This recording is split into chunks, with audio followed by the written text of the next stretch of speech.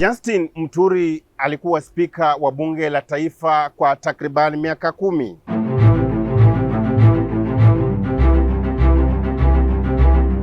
I will faithfully and conscientiously discharge my duties as Speaker of the National Assembly. Lakini muhimu kutaja ni kwamba katika utawala wake kuna wakati alikabiliwa na changamoto mbalimbali.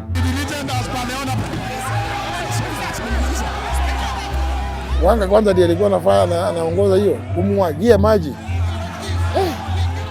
Mimi nilikuwa kwa ofisi tunaangalia kwa TV screen yangu.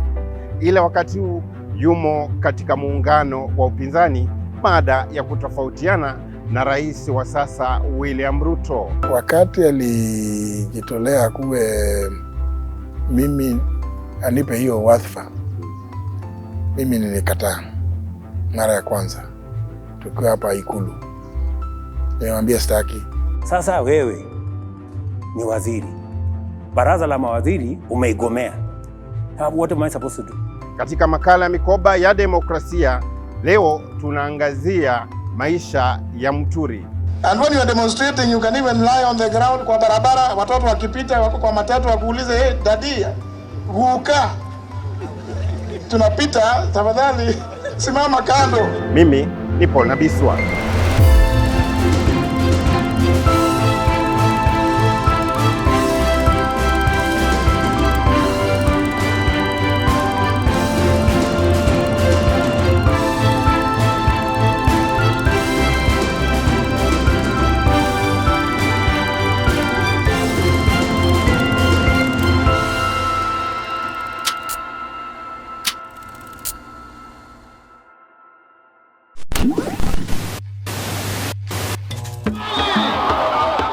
Wakati Kenya ilipoingia katika siasa za mfumo wa vyama vingi vya siasa, Justin Muturi alikuwa hakimu katika maeneo ya Thika.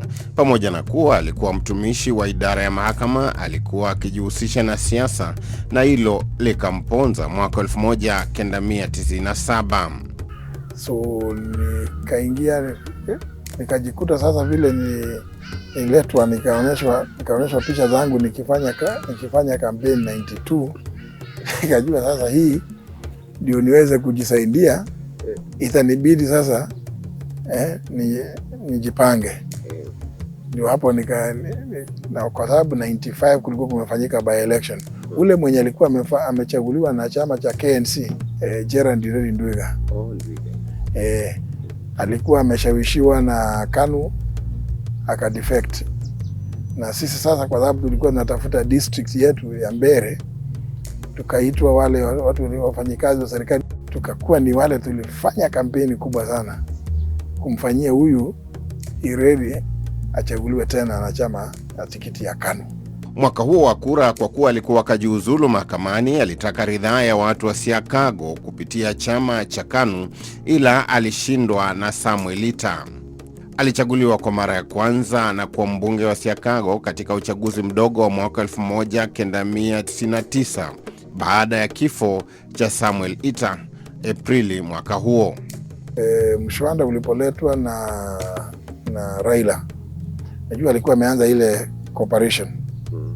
Sasa alikuwa ameanza mambo ya cooperation, kaendelea, kakuja, nikawa niko kule. Sasa wakati huo ndio sasa nikaanza kukutana na Moi sana, kwa sababu sasa JJ Kamodho alimwambia huyu ndiye, kwa sababu ni wakili, ndiye atakuwa macho yetu katika hiyo kamati. Nilikuwa naangalia na nikapewa jukumu la kuwa naenda kumpatia briefs kila either 1 week or 2 weeks, wakati mzee alikuwa hapa. Asante sana. Wakati Moi alipompendekeza na kumteua Uhuru Kenyatta kuwa mrithi wake baada ya KANU na NDP kuungana na kisha kutengana Agosti mwaka wa 2002, Muturi alisimama na Uhuru Kenyatta ambaye alikuwa mdogo kwa umbo na umri wakati ule, ila alitaka kumega siasa za Ikulu majira yale. Sisi wamunga mkono Mheshimiwa Rais kwa pendekezo lake kwamba akistaafu Mheshimiwa Uhuru Kenyatta awe mgombezi wa kiti cha urais katika tikiti ya chama cha KANU. Alishinda pia katika uchaguzi mkuu wa mwaka 2002. Wakati kulikuwa na ushindani mkubwa mno wa wimbi la muungano wa NARC ambao uliongozwa na Mwai Kibaki, Charity Ngilu na Wamalwa Kijana. Baadaye waliungana na kundi la LDP la Raila Odinga ambalo lilikuwa limesinywa na uamuzi wa Rais Moi ambaye alikuwa kiongozi wa chama cha KANU majira hayo.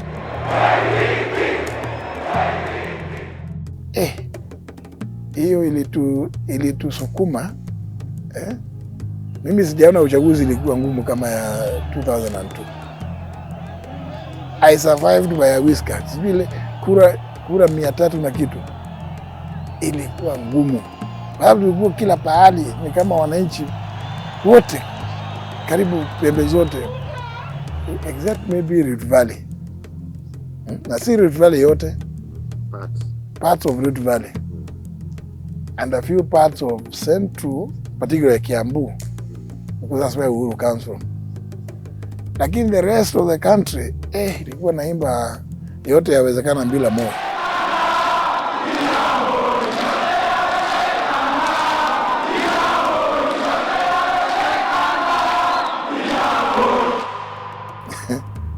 Ile wimbo ya Unbogable ilikuwa inapigwa Mukisa Kitui akifika pale Embu.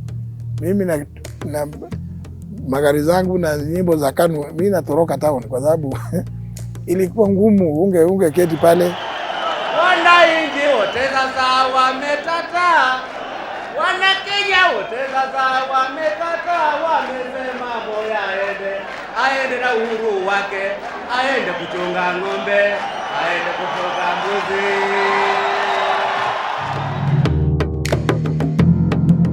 Katika kura ya maamuzi ya mwaka 2005, Muturi alitii msimamo wa chama cha KANU ambacho kilikuwa kimeungana na LDP kupinga katiba hiyo. Muturi anasema haikuwa rahisi kwa sababu kadha. Awali rafiki yake wa dhati wa siku nyingi Moses Masika Wetangula alikuwa upande ule mwingine wa ndizi, wakisukuma ajenda ya serikali ya Kibaki kutaka katiba hiyo kielelezo kupita jinsi ilivyokuwa. Hata nakumbuka nyakati zingine tukifanya hizo kampeni, siku tulienda kule sehemu za Meru, tukapigwa na mandizi huko. Na siku moja na huyu siku moja tunapitia pale na iko shida. Na mimi najua hiyo sehemu vizuri. Chwele in Bungoma. Wakati tena tunaenda pale Chwele tukakuta tumepigwa matairi zinachoma huko. Na ni rafiki yangu alikuwa ametengeneza hiyo.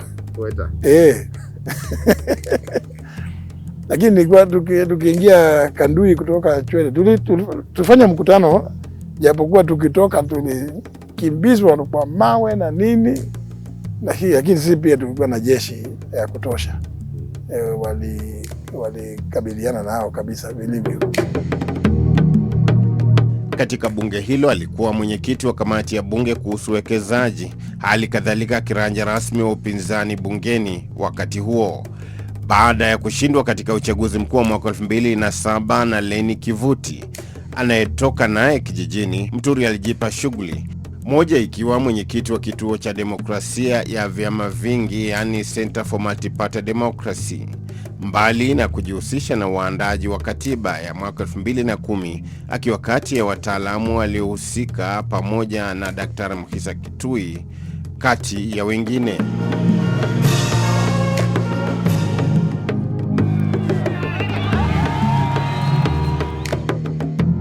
Katika uchaguzi mkuu wa mwaka 2013 aliungana na Uhuru Kenyatta katika chama cha TNA ambacho kilifunga ndoa na kile cha URP cha William Ruto na kubuni muungano wa Jubilee ambao uliushinda ule wa CORD uliokuwa ukisukumwa na Raila Odinga, Stephen Kalonzo Musyoka na Moses Masika Wetangula.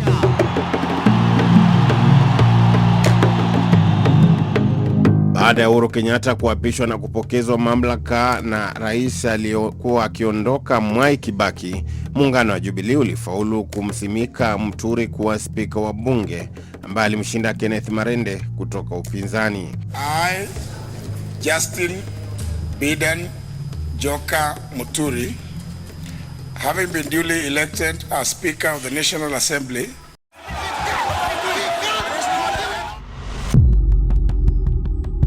Hata hivyo, katika kipindi chake cha kwanza, moja ya mitihani mikubwa ulikuwa wakati wa mjadala wa mswada wa sheria za usalama. Purukushani ilizidi bungeni wakati naibu wake Daktari Joyce Laboso alikuwa kwenye kigoda. Upande wa upinzani, yani CORD, hukutaka kusikia la mwadhini wala la mteka maji msikitini, huko Jubilee wakijiona wababe wa mjini. So walipoenda wakaanza my deputy then Dr. Laboso the late, wakamtishia kule nini, wakamwagia maji. Wanga kwanza ndiye alikuwa anaongoza hiyo kumwagia maji. Mimi nilikuwa kwa ofisi tunaangalia kwa TV screen yangu. Sasa walipokuja akaahirisha kikao. Alipokuja wakaniambia, sasa inaonekana hii haitawezekana nini, ikifanya namna hii sasa lazima tuahirishe. Muturi wasema alichukua hatua za kimakusudi kuhakikisha kuwa bunge linashughulikia mswada huo. Almas Mutava and the late Joyce walikuja, hata Duale walikuja. Watu wanaagi ni kuambia hapana, mimi vile nitafanya, you see now here I'm in charge. If I set a president ati members siku ile hawataki kitu ni fujo, badala ya kuwayu, this is a debating chamber, go and persuade your friends through force of argument and logic, sio vita. Nikamwambia hiyo sitakubali. Katika kipindi hicho, Muturi anasema pamoja na kuwa CORD haikumpenda, Jubilee pia ilimuona kuwa msaliti. Every side has equal right to be heard. Nyinyi upande ya Jubilee coalition, you may be the majority, but that does not mean ati nyinyi peke yenu ndio mnakuwa mkiongea. Duale ukiongea hapa, Midiwo zungumza, John Bandi, Honorable Justin Muturi. Vivyo hivyo, Machi 31 mwaka 2016, Rais Uhuru alipokuwa akitoa hotuba bungeni, wabunge wa mrengo wa CORD wakiongozwa na Opiyo Wandayi walipiga firimbi kukatiza hotuba yake na kumlazimu spika kuwatimua. I have to recourse to the use of force and order that the Honorable Wandayi be forcibly ejected by the Sergeant at Arms from the chamber.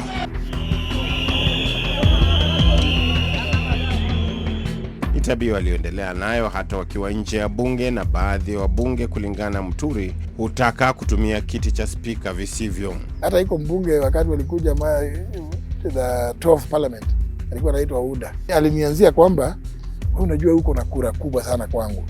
Mimi Kisumu town sina kura huko. Naambia hapana, huko na kura kubwa. Ndiye akanipatia sasa hiyo story. Unajua wewe, hii kura yako ya kufukuza Wandayi ndio imemfanya arudi bunge. Kwa hiyo mimi nataka siku moja na mimi nilete fujo mingi, nitukane Duale, alafu unifukuze. Ukinifukuza, wakati ukinifukuza, driver gari itakuwa inaguruma. Alinikimbize airport, JKIA. Kutoka hapo Kisumu, na nitakuwa nimepiga simu kule, nitangojewa na watu, na nitawaambia nikifika kule, hata sijui kama hiyo Duale yako hai, na wacha msiniweke pahali naonekana kwa sababu nimempiga sana. Inajua ni machachari ya siasa. Sasa iko vitu nyingi sana watu hawazungumzi. Sasa Oundi alikuja mwenyewe ananiomba, nikamwambia lakini tuwezi kubali hivyo. Wewe ufanye tu, utafanya makosa tu makusudi. Deliberate. Ndio nikufukuza. Unajua ni siasa. Itanitengenezea siasa kule nyumbani. Muturi alichaguliwa tena katika kipindi cha pili baada ya Rais Uhuru Kenyatta wa chama cha Jubilee kushinda katika awamu ya pili. Kabla ya uchaguzi mkuu wa mwaka 2022, Muturi akajitenga na rafiki yake wa siku nyingi Uhuru Muigai Kenyatta ambaye alikuwa akipigia debe muungano wa Azimio. Sasa rafiki yangu Uhuru nikaona ameshika sana upande ya Raila, na hakuna hata siku moja tumeketi na yeye na Raila tujue hii mambo iko namna gani. Nikashindwa sasa hii mambo gani. Naye Ruto wakati huo si bado tulikuwa naongea hata nikiwa speaker naye akiwa naibu wa rais. Wakati na saa zingine ananituma mimi nimefanyia mkubwa nini, makosa gani nini. So bado alikuwa anakuja kunitafuta kwa ofisi nyingine yangu nilikuwa na hapa Thigiri. Nikamwambia wewe endelea na chama hiyo yako unatengeneza. Labda tukifika kule mbele tutaona vile mambo itakuwa. Alikata kauli ya kuungana na mgombea wa UDA wakati huo William Ruto na kukipeleka chama chake cha DP kuwa mwanachama wa muungano wa Kenya Kwanza ambao Ruto aliutumia na kushinda katika uchaguzi mkuu wa mwaka wa 2022. Na kwa sababu hiyo Rais Ruto alimfanya mwanasheria mkuu wa serikali yake changa. Nikamwambia wewe unajua mimi am a stickler to the law. Sasa ukiniambia hiyo ndio sababu, na nikaona hata nimwambie ukweli. Nikamwambia hiyo ndio sababu sitaki hiyo kazi. Kwa sababu mimi nitapata itaniumiza sana if you start telling me ati nifanye kazi kwa njia hii ama ile nyingine. William akacheka, anaambia JB, that's why. Ndio sababu hiyo. Kwa sababu mimi najua wewe na mambo ya sheria you are stickler to the law. Na niko na marafiki wengi sana wana sheria, lakini ni wewe nataka, kwa sababu ndio sababu hiyo. Nataka mtu kama wewe, mtu ambaye hawezi utakuwa mtu ya kutingizwa na mtu yoyote ama kuwa influenced kuandika maoni kwa njia hii ama nyingine isipokuwa kwa mujibu wa sheria. Basi nikamwambia basi kama iko namna hiyo enda tangaza. Na mzozo ukaanzia hapa kulingana naye. Walipoanza kuleta watu katika baraza la mawaziri, waniandikia barua niwapatie ushauri. And I told them, soma katiba kipengele 152 nasema composition ya cabinet, president, deputy president, attorney general, ingine not fewer than 14 and not more than 22 cabinet secretaries. Anybody who is not in this category is not a member of cabinet. Sasa hii watu wameanza kuleta. Sasa wao ma-advisors wako walikuwa wameanza mikutano yote. Mpaka nikaambia sasa hii haiwezekani.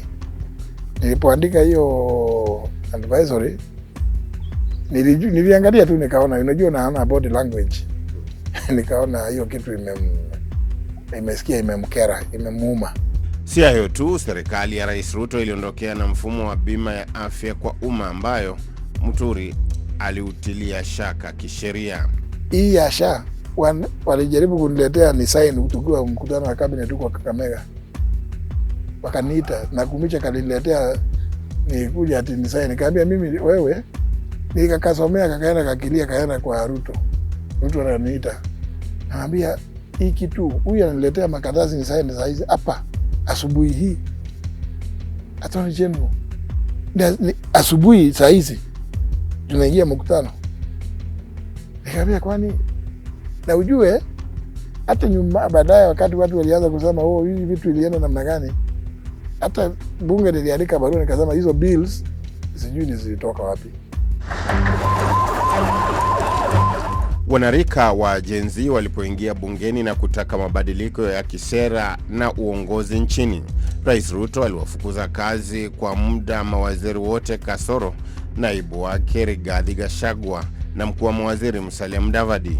Muturi alichotwa na wimbi hili ila akateuliwa kuwa waziri wa utumishi wa umma. Muturi wasema matatizo yake yalipanuka hata zaidi katika kipindi hiki. Hamwezi kuagiza askari waende kabla kupitia bunge. Lazima bunge iidhinishe. ikawa hiyo mambo hawakufurahia. Kaambia hii mtakuta hii inaweza tabu, na ndio kama unaweza kumbuka the next day asubuhi sana bunge liliitwa asubuhi kwenda kuidhinisha, lakini jeshi lilikuwa tayari limetumwa. That is post facto approval kwa jambo kama hilo. Nikasema hii uamuzi ulifanywa lini? Hata hivyo, mwanawe Muturi alitoweka kwa mazingira ya kutatanisha kutokana na ghasia za vijana na maandamano hayo. Muturi akamhusisha mkuu wa shirika la ujasusi nchini Nurdin Haji kwa adha hiyo, akalazimika kutafuta msaada kwa Rais William Ruto. Alimpigia nikiwa hapo, akimesimama hapa na mimi hapa. Hata wakati anaongea anasema yes sir, ataachiliwa in the next 1 hour. Mimi nasikia, sio ati kuambiwa na mtu mwingine. Hata rais mwenyewe ananiambia umesikia? Niambia nimesikia. Ndio sasa nikaanza kumwambia, lakini sasa vitu kama hivi vikifanyika, mimi kweli tunaendelea kukaa na in the same meeting na Nurdin namna gani? One, ilifanyika, he should have notified me. Two, kama aliona kama notify me, nikimpigia angenipigia na mimi tunashika kijana yako kwa sababu amefanya hivi na hivi na hivi. Mpaka wa leo hakuna kitu wamesema amefanya. Muturi baadaye alikataa kuketi katika baraza la mawaziri na Rais Ruto akampiga kalamu na kumteua aliyekuwa mbunge wa Mbeere Kaskazini Geoffrey Ruku. I persuaded him. Nikamwambia no, it's okay. Fanya tu hii kazi. Nafikiri haitakulemea. Lakini kwa muda nikaona kweli imemlemea. So nikasema okay, wacha nimbadilishie kazi. Nikampatia kazi ya waziri. Lakini hata wewe unajua. Sasa hapo katikati akagoma kuja katika baraza la mawaziri. Sasa mimi nataka nikuulize wewe, ni mimi nimvuta kazi ama ni yeye alijivuta kazi? Na sasa Muturi yumo katika muungano wa upinzani ambao unajumuisha Kalonzo Musyoka, Rigathi Gachagua, Daktari Fred Matiang'i, Eugene Wamalwa, Martha Karua na George Natembeya, ambao ajenda yao kuu ni kuhakikisha kuwa Ruto haendelei kuwa mpangaji katika ikulu ya Nairobi. Sasa hii ikulu imekuwa campaign headquarters ya broad based or blood based government. It's no longer a state house, the seat of power. Imekuwa ni campaign headquarters. Pesa zinabebwa na magunia. Surely lazima we must all subordinate our ambitions for the greater good of the people and the Republic of Kenya. Hata hivyo, katika utendakazi wake kama spika, baadhi wameukosoa wakimlinganisha na mtangulizi wake Kenneth Marende.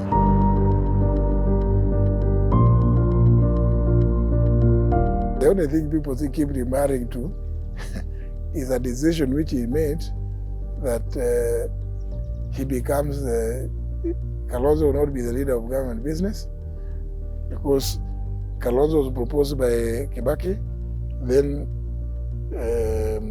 Raila proposed himself because we were in a grand coalition, and therefore, Speaker, to break the stalemate, he decided to occupy the position. Because what used to happen that time, Speaker ndiye alikuwa leader of government business, ndiye alikuwa mwenyekiti wa House Business Committee. That's the only thing that he did. Anybody else would have done the same. It was a very simple decision.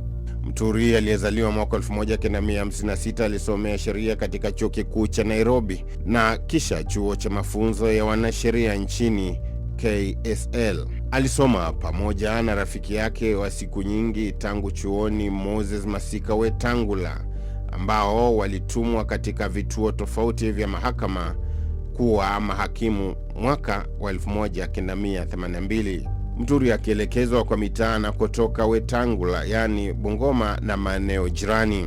Alihamishwa hadi katika vituo vingine kama Thika, na hapo ndipo alipokutana na watu waliondokea kuwa wenye satua na ulua kisiasa. Wakati huo nikiwa Thika, ndio hapo tukajuana, tukakutana na tukajuana na rafiki yangu Uhuru Kenyatta. alipokuwa, kwa sababu alikuwa hiyo ni sehemu yao karibu kwao nyumbani. Ila mwaka 1993 alipata uhamisho kuelekea maeneo ya Ukambani na akaridhia wadhifa huo shingo upande. Lakini nilikuwa nimekataa, nilikuwa nimesema niletwe Nairobi. Sasa nilikuwa naona sasa vile nimezungushwa naona watoto wanasumbuliwa sana. Kutoka shule hii unaenda ile ingine. Lakini ule alikuwa Chief Justice wakati ule, anaitwa Hancock. Threaten mimi, akasema mimi nafanya insubordination. Nikakataa kwenda, nikaogopa, nikasema acha niende tu.